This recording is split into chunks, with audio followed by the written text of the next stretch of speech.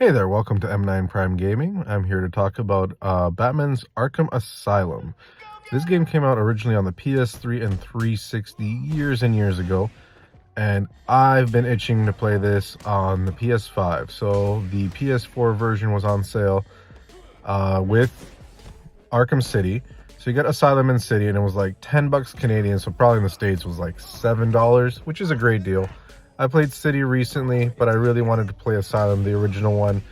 It's a much smaller, more contained game. It is more corridors than anything, but I wanted to see if it was as good as I remember.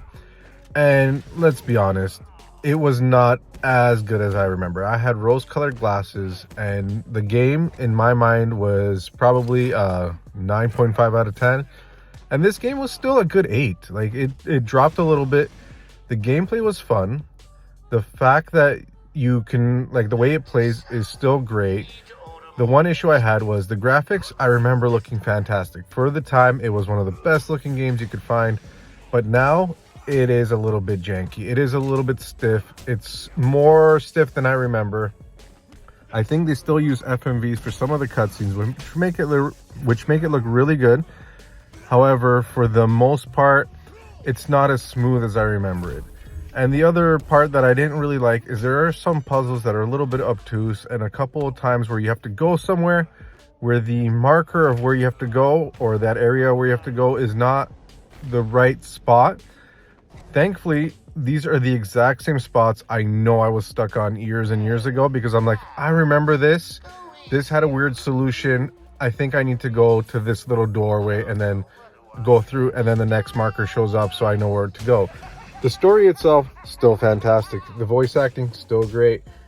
The gameplay, still fun. Like, taking down a room of bad guys in Batman Arkham Asylum is fantastic. There's no better feeling than going on top of the gargoyles, being in the shadows, and just sneaking around and getting them one by one, and seeing them in the x-ray vision, how you can see their heartbeat goes up, they get terrified, they get scared, and then Joker on the PA is kind of like, hey, one of your guys is down, you should be careful. And then he does his laugh. Mark Hamill did such a good job at this.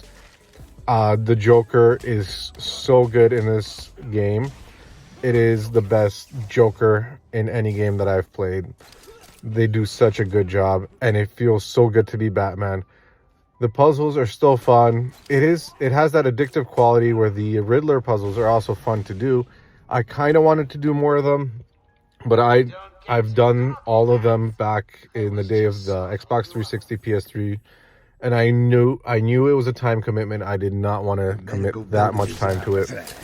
So I just did the ones that were on the way, that were fun.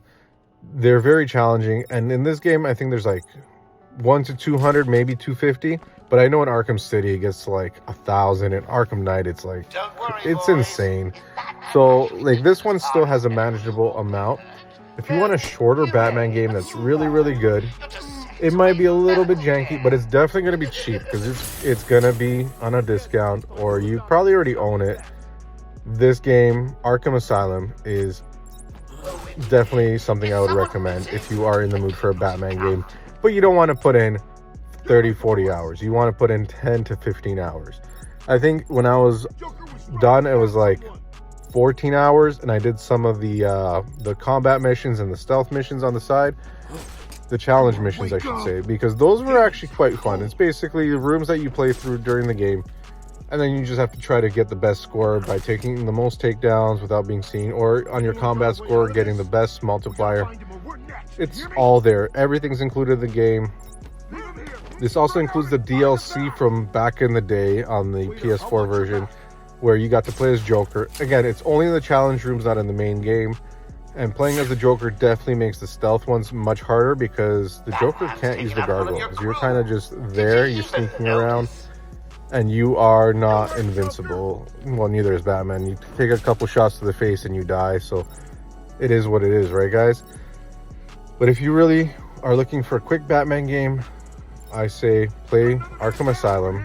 It still holds up in 2024. Like, I was shocked how well it held up. It was janky in a couple parts where it came to like in-game cutscenes, but the actual flow of combat the way the gadgets work, the enemies, the layout of the map, the puzzles. It's all interesting, minus a couple janky ones that were like janky back in the day, and they didn't update that. It still stays the same, but there's no, it's still a great game. It holds up in 2024. All these years later, you can play a Batman game.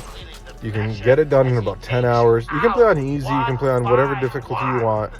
Who cares, right?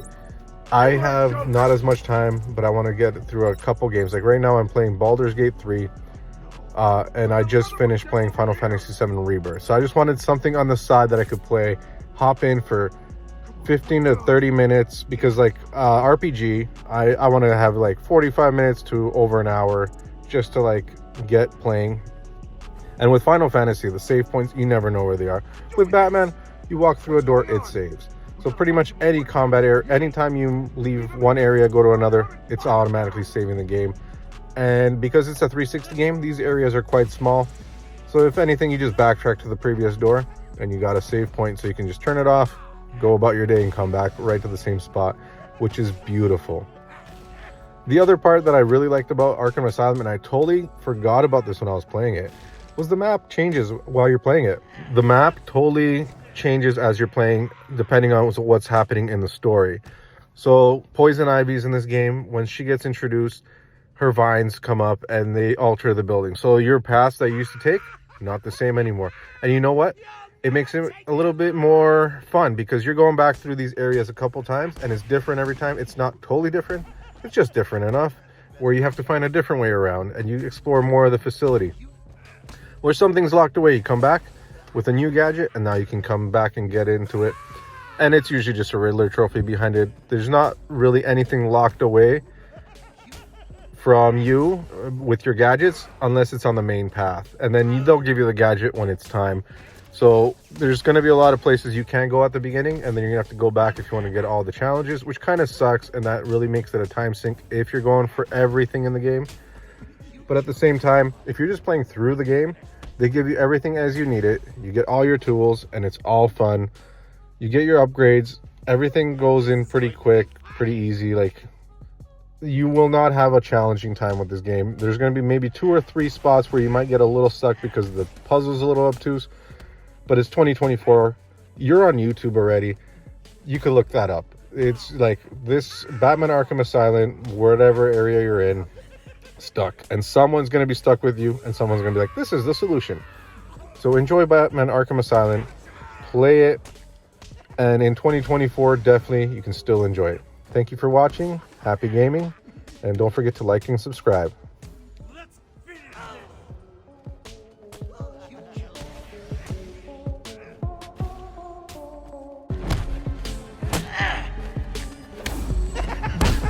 finish this.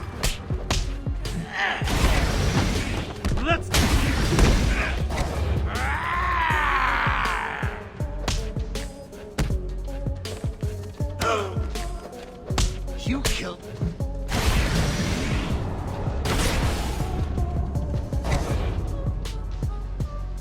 Time for a little vacation, Arkham. I'm out of here.